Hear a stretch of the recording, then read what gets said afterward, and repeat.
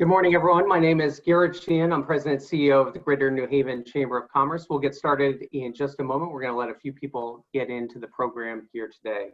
So again, we'll get started in just a couple of minutes.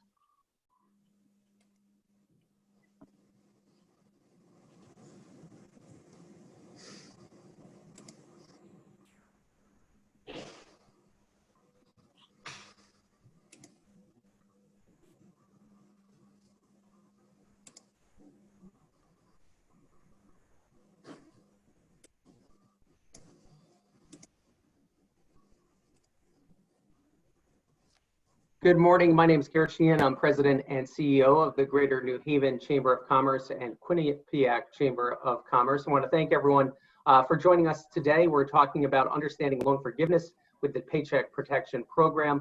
Obviously, there's been a lot of talk of PPP ever since we've entered into the pandemic. And now we're at the point where many of our businesses, many of you online today, are ready to apply for forgiveness after having originally received the loan.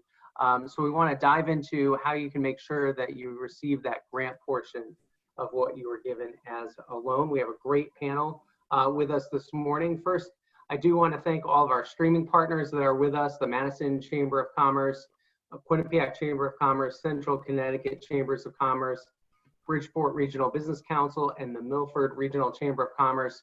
You can join us live on Facebook right now.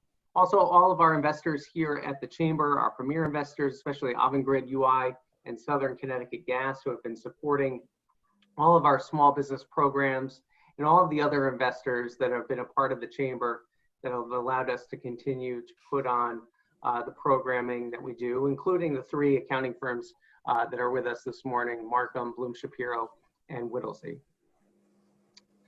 We'll get to the Trusted Advisors program in just a few minutes. It's one thing I do want to mention that we have just started to roll out, and we are adding more firms to it, but Bloom Shapiro and Markham have started with us, and this is a program where we're offering 30-minute advisory sessions to small businesses who are limited resources, so you can apply at peaceservices@gnhcc.com. We do have other accounting firms that are signing on to give volunteer hours to be able to provide some guidance to businesses that really need some help navigating these financial waters as we move forward.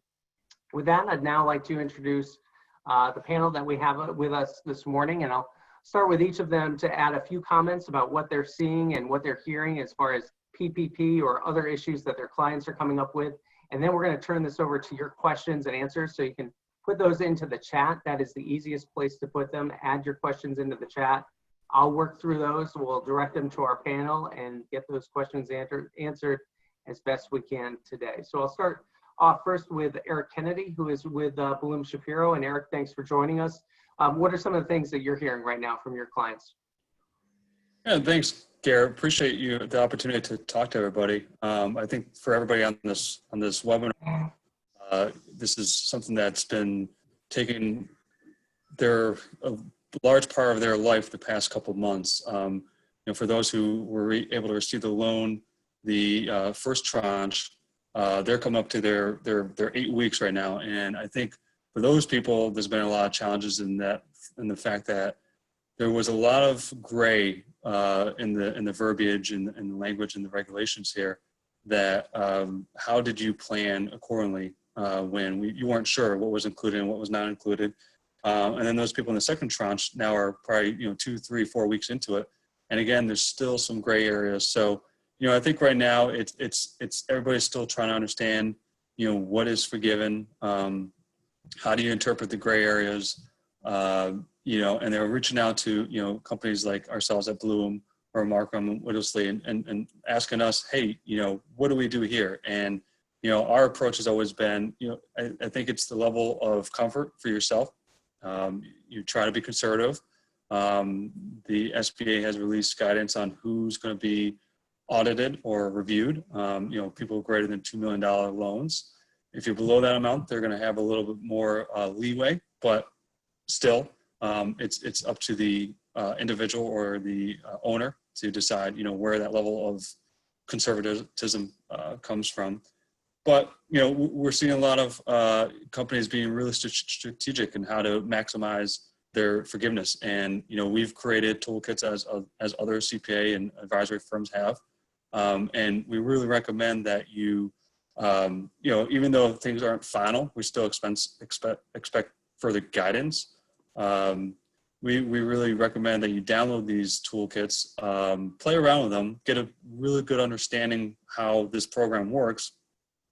Then you can work with your advisor, your accountant, or your lawyer and figure out, okay, how do I maximize my amount I can receive? And, then when the guidance comes out to finalize things, you're already ahead of it and well prepared. Great, thanks, Eric, and we'll come back to you in just a moment. Also want to introduce Michael Maxim, who is with Markham. And Michael, thanks again for joining us. I know you spend almost every hour of the day talking about Paycheck Protection Program. Markham's been doing a lot of webinars throughout all of this, but especially this week talking about this forgiveness. Yeah, what we found is very similar to what Eric said,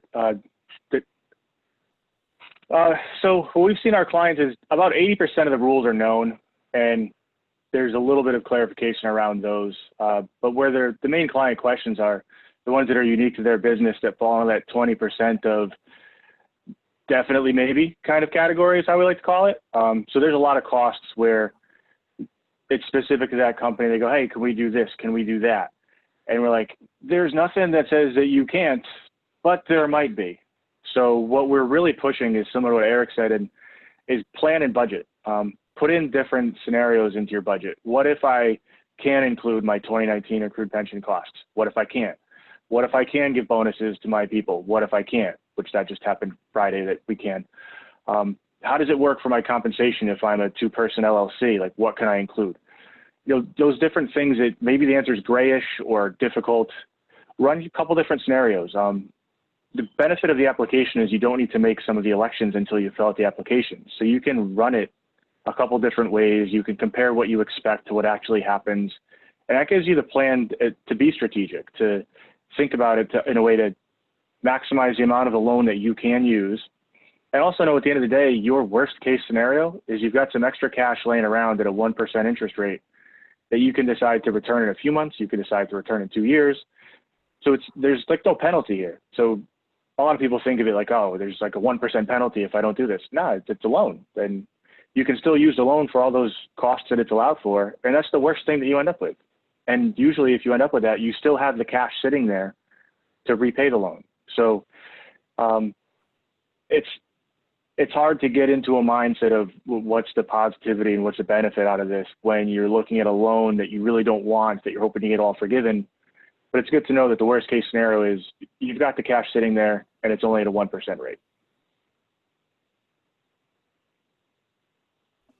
That's a great point, and something to keep in mind as we definitely move through all of this. Let me now introduce Brian Kerrigan with Whittlesley. And Brian, I think it was probably almost maybe 2 months ago, you were on a call with us. We had a couple of the banks, and we were talking about the challenges of getting so many of these applications processed. We've obviously moved past that, and in fact, surprisingly, there still have been PPP loans available for businesses that have not yet applied. They can still have the opportunity to do so, but we're definitely at a different point now in trying to get the forgiveness through. Yes, we are. Well, thanks for having me, Garrett.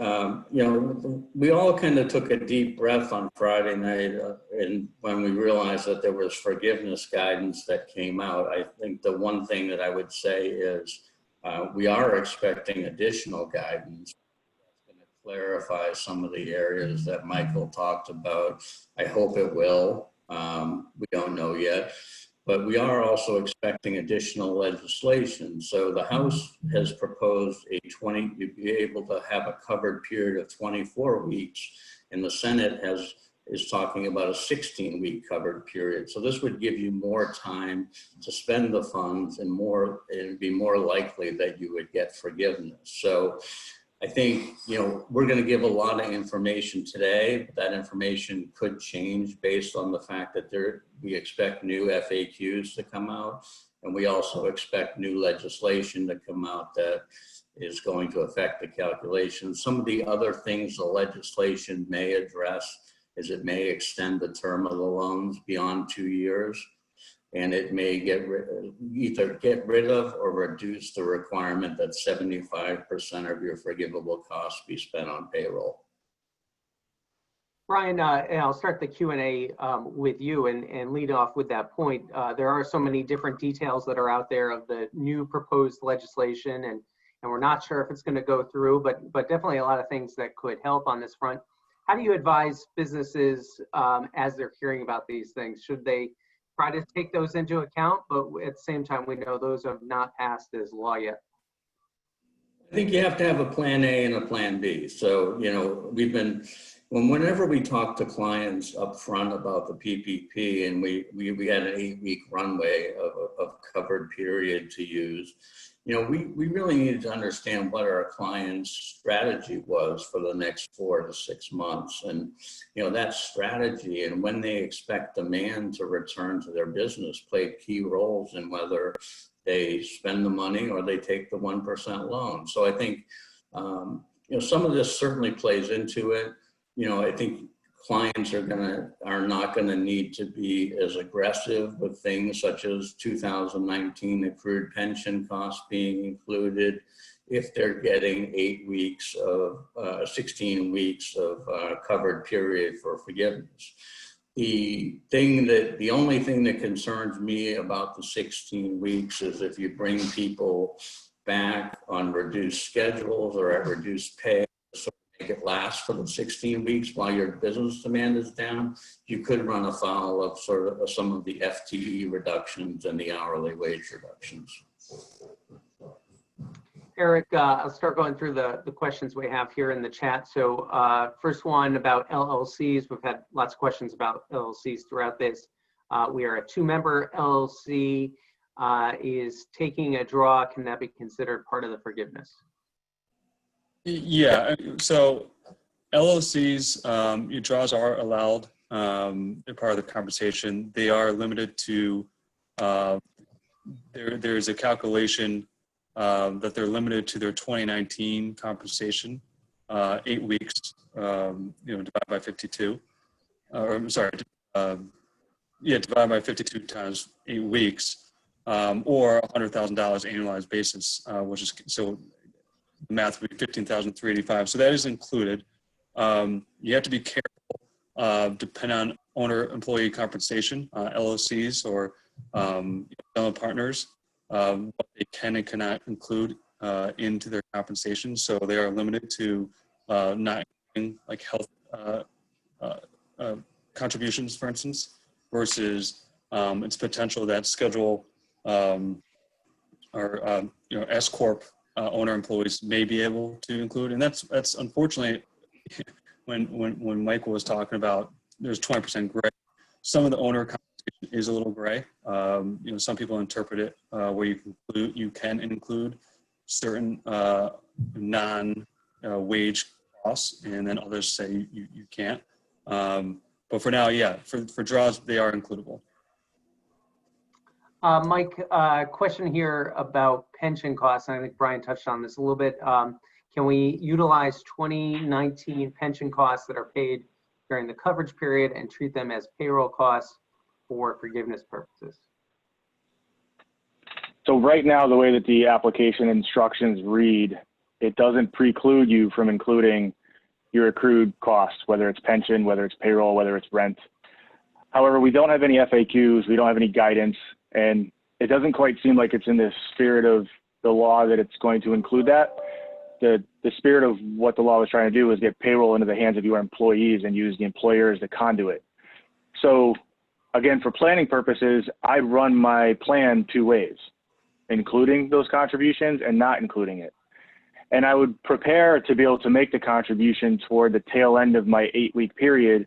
And if I still don't have any guidance and I think I might be able to include it, and it's not going to really hurt my longer term cash flow needs for the business, I might make that contribution towards the end of my 8-week period, just in case. But the most important thing here is exercise patience and wait for the information. Don't make an irreversible decision before you have to. We saw it too with people who returned their loan funds on May 12th. And on May 13th, we got guidance that said anything under $2 million is okay. We had clients calling us up saying, well, I just returned $900,000. Like, what do I do? And we're like, well, go reapply. Like, you could have just waited a day. Like, so don't make a decision that's going to haunt you potentially. Wait as long as you can to make that call, but plan for both scenarios. So I know it's a long-winded answer, and the short one is definitely maybe. We'll have a lot of those today. Brian, question on taxes. What taxes are covered under payroll and are potentially forgivable, the gamut from federal to state unemployment? Yeah, I mean, it's the computation's based on gross payroll, so you're already gonna effectively have included your withholding taxes. The only specific tax that you can take as a payroll cost is the SUTA, state unemployment tax. Question here about any chance of the maturity date being extended. I think we talked a little bit about that. Eric or Mike, anything you want to add on the potential changes that are out there? No, I think I've heard that some of the banks. Go ahead, Eric. No, go ahead, Mike. Okay. No, I was just going to say, I think Brian covered it pretty well. It's still subjective. There's a lot of chatter that there will be some extensions here in the maturity, from 2 years to, maybe 3 to 5. Again, we don't know. So right now you're just speculating, but there is some chatter out there. And Mike, I'll direct this one to you. Question about, we've heard a lot of people talking about the unemployment benefits are very good right now. That's, with all the uncertainty, some employees would prefer to continue receiving unemployment because of what they're receiving, but also their concerns about returning to work. I believe, though, there is a way where you can document that you offered those jobs back, even if they don't come back and it won't impact you. Is that correct? Yeah, there is. There's a little bit more to it to consider as well. Another primary purpose of this program was to make sure that your team was available to you when the economy was able to reopen, so that when the doors open, you get up to speed faster. You don't have to try to go restaff yourself through the people who are on unemployment. You've still got your team intact. There is a way where your full-time equivalents aren't impacted if you have a written job offer and a written denial from that person. The interim final rule on Friday also said you also have to tell the state unemployment office about it, which then usually precludes that employee from being able to collect unemployment, which might not be the best for employee morale if you're trying to keep that person around. So there's more to consider for this other than how do I limit my full-time equivalent exposure. You got to take a little bit bigger picture look at it and say, all right, if I really need Julia working for me in a couple of weeks, is it worth it for me to potentially alienate her by making her come off unemployment and come onto my employee levels? I'd recommend having a conversation with those really valuable employees and, be honest with them, tell them what's in it for you, ask them what's in it for them, and take a bigger picture look at it other than just how do I maximize forgiveness. Say, how does this impact my business in the next 3, 6, 9, 12 months? And how valuable is Julia to me in this example? Good things to consider. Brian, more questions about the expenses that are allowed. So car allowance paid to employees, parking fees paid to employees, company paid auto allowances, utilities. Any guidance you can give on those questions about what are those things that can be included in there? Well, utilities is easy. I mean, you can definitely include your utilities in your forgiveness calculation. The other pieces I would say are unclear because the statute talks about transportation being a utility now, but there has been no guidance to my knowledge as to what transportation means. Does that mean the gas that you put in your construction vehicles on a daily basis? Does that mean car allowances? I'm hoping that there'll be a little more clarification in the next round about exactly what they mean by these transportation costs. Brian, I'll stick with you for this next one as well. There's been a lot of questions about how this impacts taxes, if you can also use the employer retention tax credit. How will the PPP expenses be treated for tax purposes as far as you know right now? Well, as of right now, the income is excluded and the expenses are disallowed. So effectively, because you're not paying the expenses, the federal government is, you're not required to recognize income, but you're not going to get a deduction for the expenses that are forgiven. There is talk in this new legislation about making the expenses deductible. So that could happen. That there's definitely some support in Congress for making these costs deductible. Eric, when the programs first came out, there was the employer retention tax credit. It seemed pretty clear that PPP and that could not both be used, but I've heard some differing things of late, and that you can actually may be able to use them. Is that true, or where do we stand with those two different programs and their interaction? Yeah, as it stands now, if you take the PPP loan, you're not eligible for the employee tax credit there. I don't know. I haven't seen anything if they're going to change the ruling on that. I don't know if Brian or Mike have any other thoughts, but I haven't seen anything on that. I've seen one article that basically said that you could take potentially under the new legislation, take the PPP and the payroll tax deferred piece of it. I have not seen anything that suggests that you would take the PPP and the employee retention credit. Mike, the question here about the 75% rule, maybe you can just clarify that for folks. To be 75% has to be payroll in order to get the grant. Yeah, so a common question at the beginning was a very strict reading of the law said that if you didn't get the 75% payroll, your forgiveness was zero. The guidance and application clarified that. Toward the bottom of the application, it has how do you calculate your maximum loan forgiveness, and there's three numbers. One is your loan amount, because you can't forgive more than the loan. One is do all of your math going all the way through with any full-time employee equivalent reductions, salary reductions, et cetera, based on what you spend. And then the third one is take the amount that you spent on your payroll costs and divide it by 0.75. Look at those three numbers, pick the smallest one. So if you spend 70% of your money on payroll, well, let's use $100,000 as your total loan amount. So you spent $70,000 on payroll.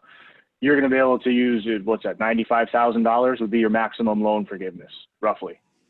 So it's not zero, but it's not the full 100 either. Let's see. Question about the $100,000 salary rule as well. I'll turn to Brian for this one. And also whether a firm can give out bonuses for people who are making less than $100,000. I have heard of some people looking to do bonuses given that they are working in a more difficult environment. Hey, So that was sort of an... Oh, sorry. I just want to chime in on that 75-25 real quick. Sorry. Just one thing that I think people should be aware of, that the new FAQ came out, or guidance came out, that on the non-payroll side of things, there's an opportunity for you to get more than 2 months worth of utilities or rent or interest. So, if you have enough payroll, in part of the whole calculation of maximizing forgiveness, you really want to be strategic in when you're paying things, especially the non-payroll stuff, because you can potentially, and there's an example that the SBA gave, that if you had, let's say, electric bill for May, and you paid, so let's say your period of forgiveness is June 1 through July 26. I think that's the example the SBA gave. If you pay your May electric bill in June, so you've qualified the paid segment, so now you get the May utility bill covered. You pay the June one in, let's say July 5th. So then you get the June electric bill paid 100%. And then your July electric bill, you may pay in August, so it's outside the covered period, but from July 1st through July 26th, that's within the covered period. So you'd get 26 days of additional expenses. So instead of being limited at the 2 days or 2 months of electric allowable expense, you really get 2 months in 26 days. And it's obviously going to change based on your availability, but something to really hone in on when you're trying to maximize your forgiveness and utilizing that 25/75 threshold. And Eric, when you're saying that, does it matter when you actually pay for that July bill? Would you have to pay earlier than you normally would, or it's that you can count those, so you can just include those 26 days?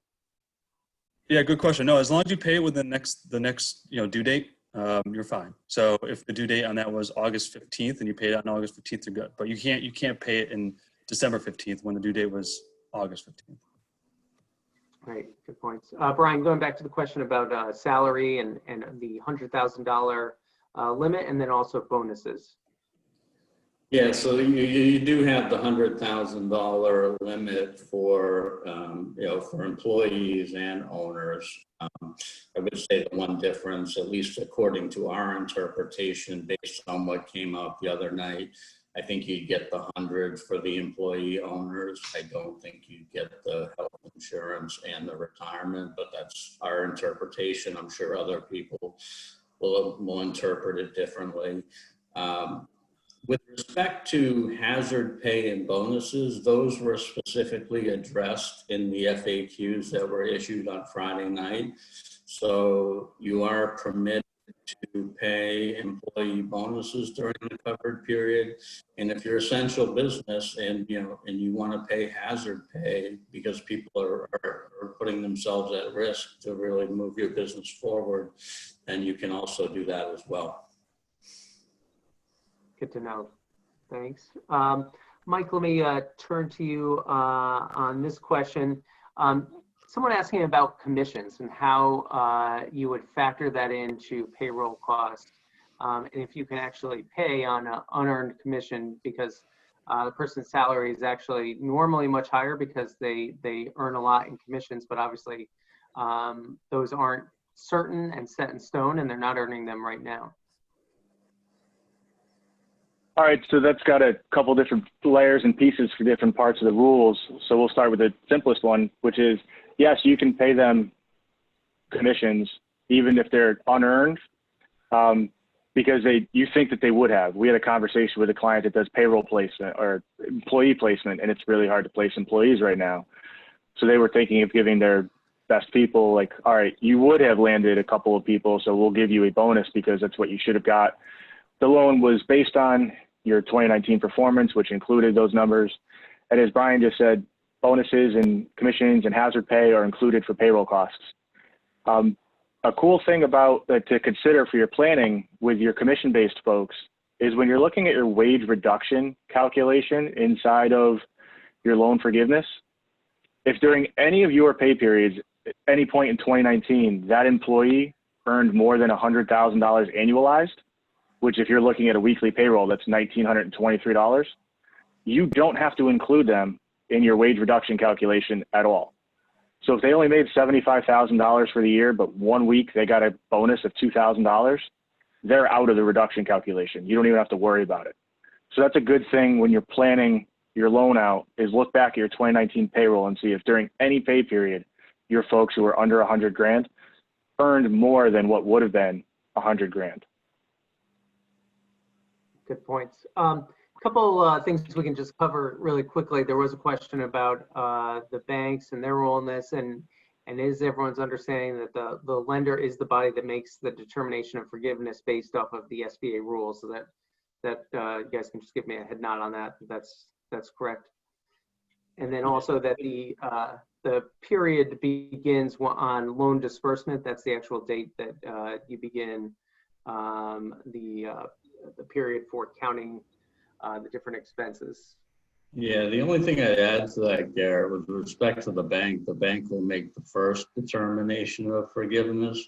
The SBA did carve out their ability to review the loan either during the forgiveness process or after the forgiveness process. So it could be subject to review. Eric, question here about part-time employees. If they're under 40 hours, is there a threshold just in general that government uses to determine whether someone's part-time or full-time? Someone here is asking if they're employed 37.5 hours. Okay. Yeah, so before we get into that, I just want to touch base on the loan disbursement on the covered period. Yes, it begins when you're dispersed for your non-payroll items. For in the latest FAQ that they released, or the application that they released, they did give everybody an option. For payroll, you can either use a covered period, which would be the date that was dispersed, or what they call the alternative payroll covered period,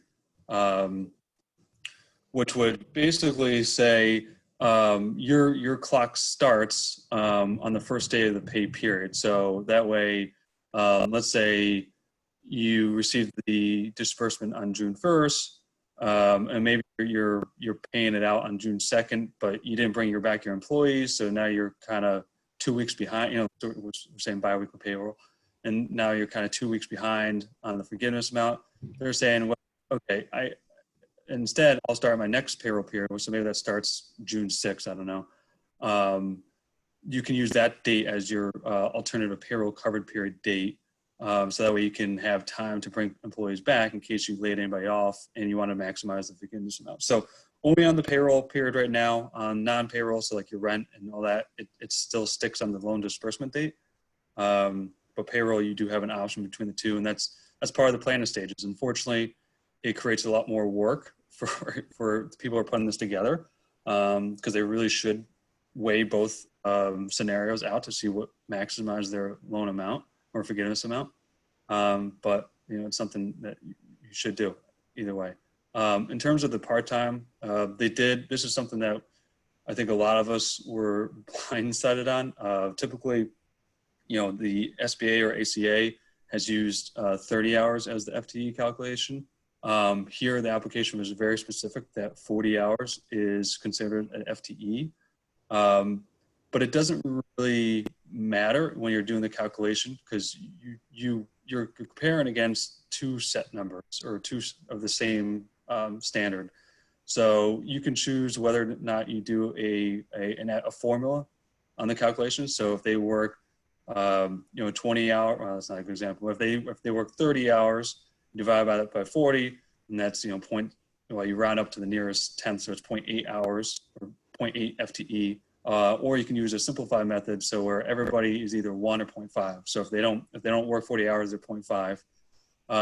And then when you're going through the FTE safe harbor calculations or FTE reduction formula, you're really comparing those two periods of time. So if this person always worked 37.5 hours, if they worked it back in February 15th of 2020, and they work it at June 30th of 2020, they're still going to be 0.9 both periods or 0.5 both periods. So it doesn't really affect you either way. It just, unfortunately, to be counted as 1.0, it'd be 40 hours. And one other thing too, if they work 50 hours, it's not like you get to be 1.2. It's still 1. It's capped at 1. Hopefully that was clear. I know there's a lot said there. I think it just underlines how complicated some of these issues are as you get really into the details. Mike, question for you about. No, it does. Oh, go ahead, Eric. Okay. No, it does, and I think that's kind of go back to the very beginning when we opened up on our monologue. Is that I think it is, if people haven't already downloaded some of the toolkits that are out there or calculators that are out there, really playing with those, you get a great understanding of how this program works. So where it seems complicated through words that we're talking about today, if you download it and you play with it, you start gaining an understanding, especially if you have the application instructions next to you when you're filling one of those things out, because between those two, you're gonna be so much further ahead than where you are today.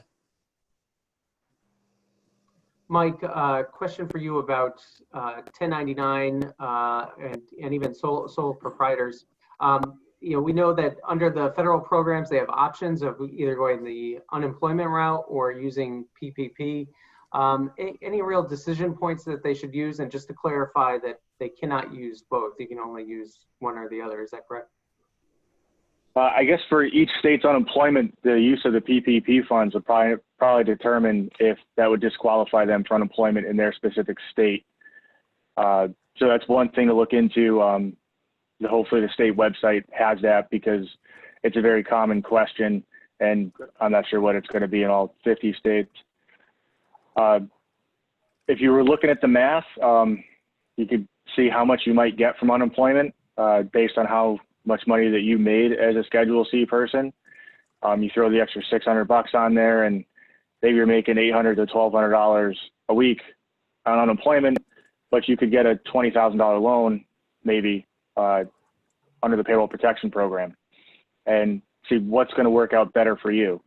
The good news is that as a self-employed Schedule C person, you already know what your forgiveness is going to be. Assuming that you make more than $100,000, because we know all those numbers off the top of our head, you get a $20,833 loan, and $15,385 is forgiven basically automatically. And if you have any rent or utilities that you deducted on your Schedule C, you can include those too. So then you've got an extra $5,500 or $5,600, something that is a loan, which you can either use to continue to pay yourself or you repay. So that's how it's going to work for a Schedule C person with no employees. Their rules are they're not straightforward, but they're the most clear, as odd as that sounds. Good guidance. And kind of follow-on question to that. How does a sole proprietor fill out the forgiveness form or the loan forms when they are paying themselves? How do they substantiate those payments and provide record of it? I would show the business bank statement that has the withdrawal to the owner, and then the corresponding deposit into their personal account to show that that's where the money went. You could do it all in one fell swoop if you wanted to, make it easy for yourself. Less documentation to submit with the application. The application on page 10 does have the list of documentation that's required to go with the forgiveness application, and also what you're required to maintain on top of that. So if you're looking for specifically what to look at, page 10 of the application has that. Brian, I'll throw this question to you. Different situations where, I'll just read this one off. Someone eliminated a position just before COVID. They want to understand how that affects their calculation. Another lower unpaid or lower paid unrelated position was added. Is that going to cause some real impacts on the base calculation for the loan forgiveness? So, I mean, the question really goes to the full-time equivalency reduction calculation. So basically what you can do is you want to compare your employee count during the covered period towards either February 15th, 2019 through June 30th, 2019, or January 1st, 2020 through February 29th, 2020. So you have to compare your full-time equivalents now to either one of those periods at your election. So it's very possible that you may get, in this case, I mean, the simple probably answer is if you replace one person with another person, you're probably going to be fine with respect to the head count piece of it, as long as they were both full-time employees. Eric, a few more questions about things that can be included or not included. Payroll expenses, workers' compensation, and someone asked as well about if they bought PPE for their employees. Yeah, so right now, workers' compensation, we don't think that's allowable under the current guidance now. Will that change? Maybe, but as of now, we've taken the stance that that's more than likely not acceptable. PPE, that wouldn't fall in the forgiveness threshold either. It's really compensation, state, local taxes, health retirement benefits. It doesn't include any supplies or equipment like that. And ADP processing fees or paychecks, whoever you use for your payroll? Yeah, no fees are allowed either. Even if a lot of clients are, when they're certifying the forgiveness amount, they might reach out to, like an accounting firm, like one of our three, and ask us to do some agreed upon procedures, which would be at a fee. A lot of clients are asking, is that allowed in the forgiveness calculation? And unfortunately, it's not either. So, fees associated with this are not allowable. Mike, I'm still seeing oh, go ahead, Brian. No, I just wanted to, I don't know how many medical practices that we have in the audience, but the PPE discussion, there was some HHS stimulus money that came out for medical practices. So they can absolutely use that HHS money to cover some of the PPE. Good point. Mike, ask you a question. We still have people who are wondering, my business is closed. How do I use this money? I know I hear from businesses a lot. There's an awkwardness about paying people to stay home if you're not open, but that's definitely something that's allowed. And then also how the funds apply for seasonal employers who maybe are just getting ready to bring their employees back. All right, so yeah, from a business owner standpoint, it is super weird to pay people for not working because you built your whole business by trying to find your best employees and how hard they work and what they're actually doing for you. What primary purpose of this program was basically for the employer to act as a conduit to get the employees' money, whether they're working or not. And the interim final rule even did more in that area too, because it said when you're counting a full-time equivalent, count them for the hours they would have worked, even if they're not working. So yes, it's super weird, and it just feels awkward as a business owner to pay someone for not working. But if you have this money and that's the purpose of it, it's not your money. Like, you're the conduit for the government. It's like the opposite of sales tax. Like, you're holding the government's money so you can give it to someone else versus you holding someone else's money to give it to the government. So that's kind of that standpoint. For a seasonal business, they're tough because summer camps might not be opening, or ski resorts aren't going to have an 8-week period in the summer. So their 8-week period ends up being tough because the way that they could calculate their loan, they could pick any 12-week period during a certain time frame or one of the look back periods to figure out which payroll number was best for them. So they might have more money now than they can really spend in the summer, especially if they're not open. I'd advise them to individually reach out to their accounting firms like Whittlesey, Bloom, or Markham and say, all right, how does my specific situation allow me to use these funds to get them into the hands of my employees? If you're a summer camp that's closed, maybe you write checks to those kids over the 8 weeks and your camp counselors and the maintenance crew so that you're still giving them that money because you got the loan for it. So similar to the first answer. Mike, go ahead, Brian. No, I just wanted to add to what Mike said. I think it's very important to be talking to your accounting firm. I mean, no two situations are alike. There's really no cookie cutter way of dealing with forgiveness. So I think, getting, expert advice from Whittlesey, Markham, or Bloom, Shapiro will certainly maximize your forgiveness. And there was a question up here. Someone asked about the alternate payroll covered period. Is that along the same lines of what we're talking here? If you're a seasonal employer, or is that a different? I guess maybe if Mike, if you could explain that, if you know what they're talking about here.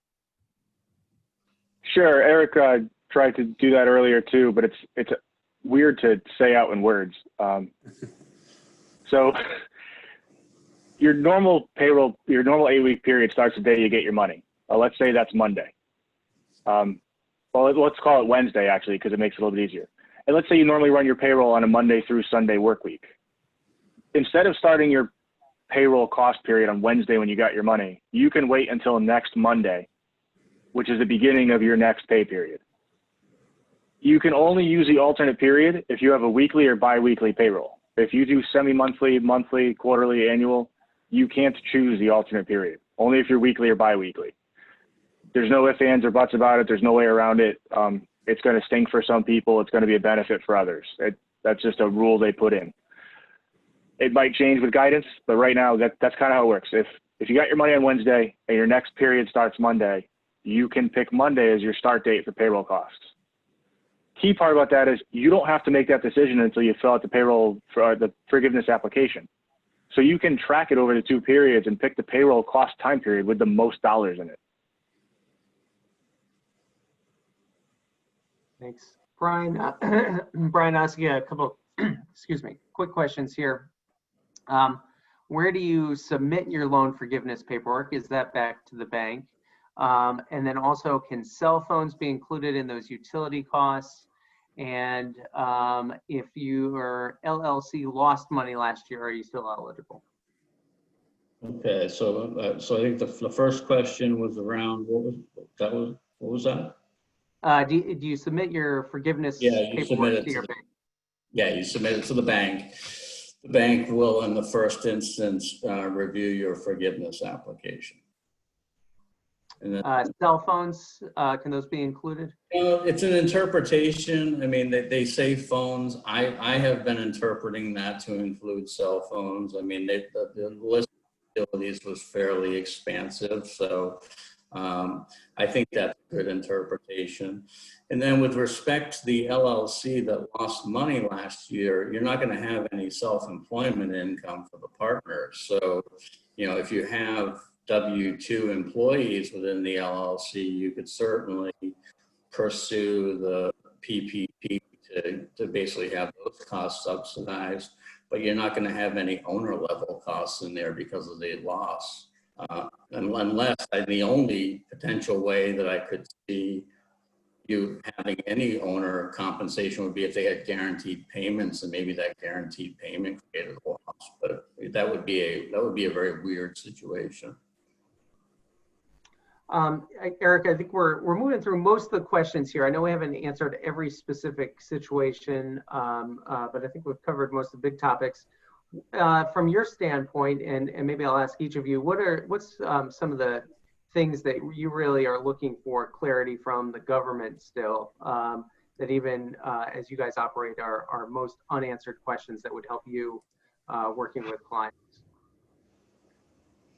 Yeah, there's quite a bit of them, unfortunately. I think one thing we had talked about previously was compensation to owners. What is included and who. Is it strictly S Corp owner employees? As GPs on whether health benefits or retirement is included. That's kind of all over the place. I think probably the biggest gray area right now, the way we're interpreting it is, the way they worded the covered period and alternative covered period for payroll. This one is going to be really interesting because there's a possibility, I'm not going to get into the details because it is gray area. It seems like there's a possibility that you could, instead of getting 8 weeks of payroll, you may be able to get 10 weeks of payroll into the calculation. And it's because of that gray area. I mean, you could take that aggressive approach and you could fit it in. So that one, I think we're really looking forward to see, if they don't extend it to 16 weeks or 24 weeks, like Brian had mentioned, do they leave it open where, hey, maybe we can squeeze it 10 weeks in there? Because I think that'd help a lot of these companies, especially hit that 75-25 threshold, and also making sure that they do get 100% of their forgiveness amount. Mike, same question. Any other issues that you're looking for more guidance on from the government? The big one is the accrued cost, like especially a 2019 profit sharing accrual, which the wording is vague enough that it looks like you might be able to include that. And that could be a big number to help a lot of companies, but it doesn't get the funds into the employee's hands. So like, we want to know that, and we talked about that a bit. One that we haven't talked about is related parties. Like if you pay rent to a related party because you own the building in a separate LLC than the business. If you want to hire your kid because she's home from college because they closed in March, and you know, some of your employees aren't coming back from unemployment, you're trying to get your FTE and she's perfectly capable of doing that job, like, and she's there, can you hire her? Like, there's nothing that says you can't. The limits are around owner comp, but not family comp. So it seems like with everybody being at home and you look around your house and you're like, man, I got 3 kids that are at high school or college age that are sitting around doing nothing. I've got this money, why don't I hire them? There's nothing that says you can't, but man, that sure sounds weird. So like I would watch out for that possibility. Like it might come back that you can't do that because we might get guidance that says it. And you might need a business reason for hiring your college age daughter. And a good one might be, hey, we have a small business. I couldn't get my employee to come back, or she was 63 and didn't want to come back. And I hired my 22-year-old college age daughter to do the job instead until my normal employee felt comfortable. That's a legit business reason. It just happens it's your daughter. Like, so that's one of those weird gray areas that we love more guidance around because related party has always been funky in the tax world. Brian, same question to you. Anything additional to what Eric and Mike have both put out?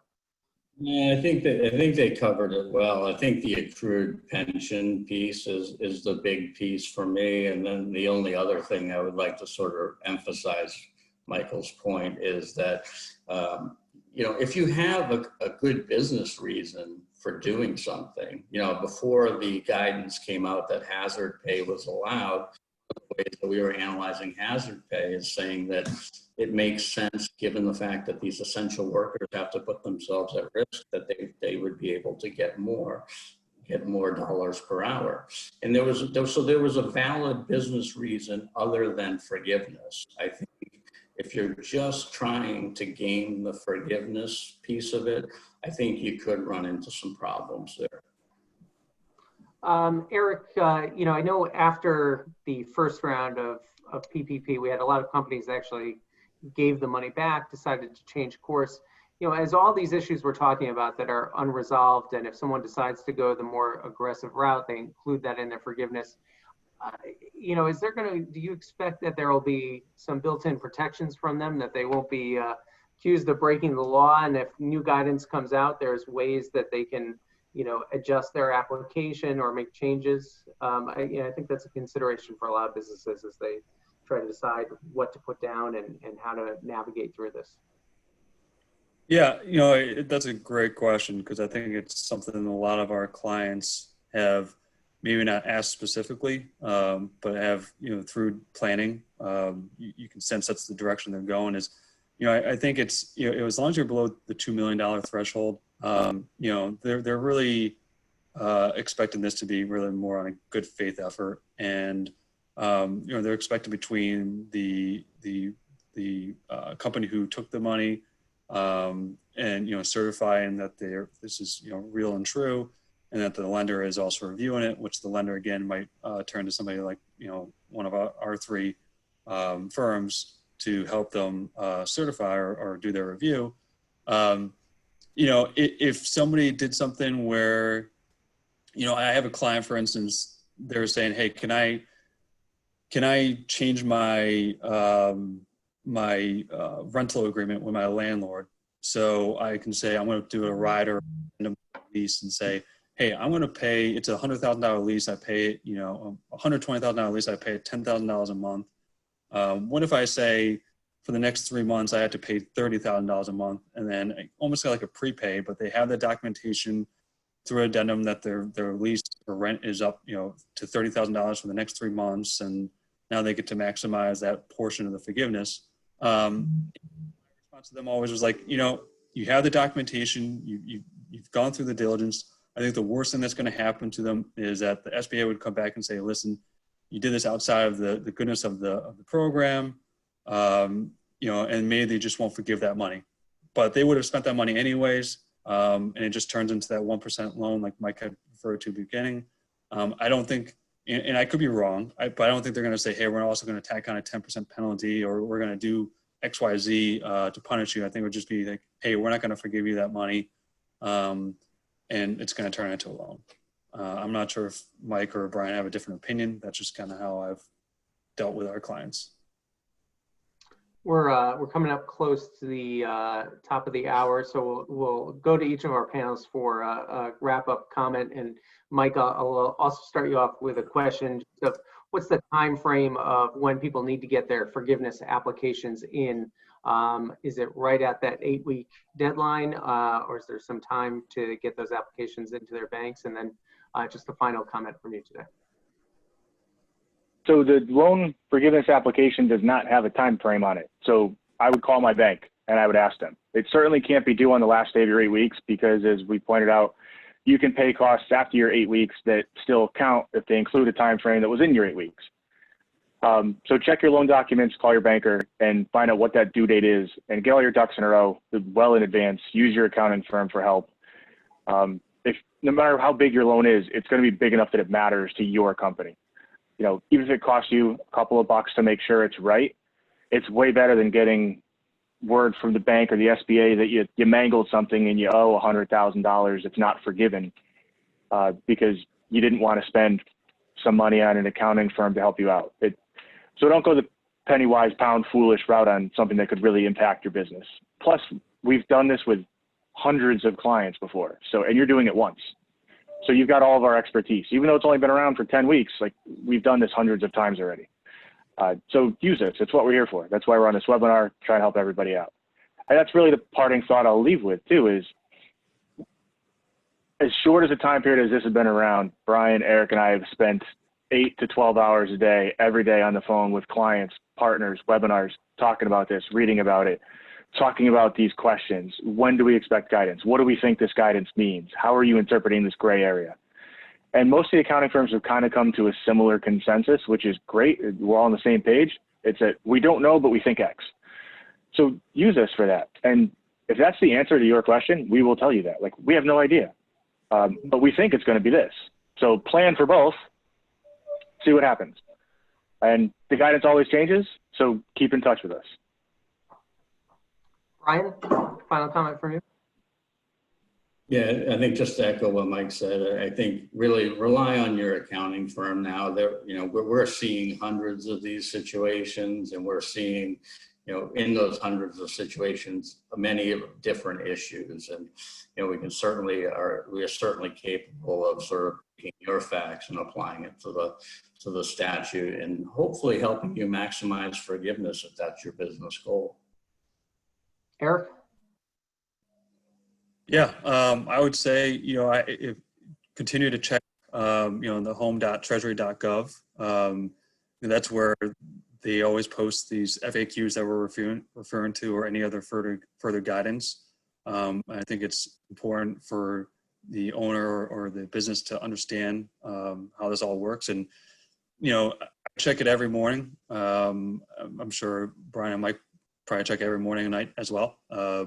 It's just, you never know. They don't really give you a heads up when it's going to come out, but you'll see a new date saying, 5/27, something came out last night. But always check with .treasury.gov, and also, like I said, go and download one of the toolkits, calculators, and for Bloom Shapiro, it's right on our website, bloomshapiro.com/coronavirus. I'm sure both Mike and Brian can give you their address too. I'm sure both firms have a great calculator as well. Thank you, all three of you, Mike, Eric, Brian. Really appreciate the time you spent. Also your firms, Markham Whittlesey, Bloom Shapiro, great partners with the Chamber, and giving us the time to help out so many businesses out there. I do just want to, as we close, mention again this new Trusted Advisors program that we just launched, and Bloom Shapiro and Markham have already agreed to give us some pro bono hours to help businesses. And these are definitely businesses that don't have the resources to have a financial advisor. I know the demand is going to be high, and we won't be able to fill everything, but we also are welcoming in other accounting firms that would want to participate and give volunteer hours as well. So again, thank you everyone for participating today. We appreciate you being a part of this.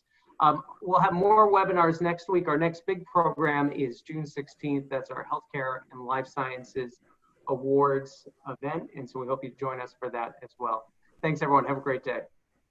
Thanks, Garrett. Thank you.